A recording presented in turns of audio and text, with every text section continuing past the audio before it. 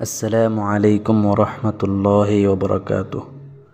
সুপ্রিয় দর্শক, আজকে আপনাদেরকে এমন একটি আমল সম্পর্কে বলবো যে আমল করার দ্বারায় যারা ঋণগ্রস্ত কিন্তু টাকা পরিশোধ করতে পারতেছে না, তাদের জন্য এই আমলটি খুবই গুরুত্বপূর্ণ।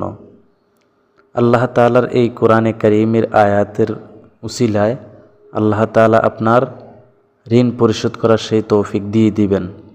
আমলটি হচ্ছে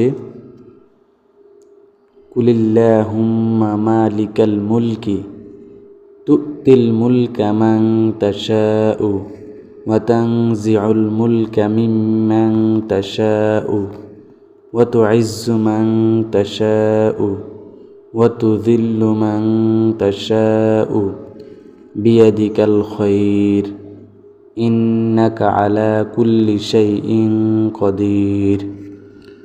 সকাল সন্ধ্যায় 7 বার এই আয়াত পাঠ করলে ইনশাআল্লাহ আল্লাহ তাআলা আপনার ঋণ পরিশোধ করার জন্য সেই তৌফিক দান করবে।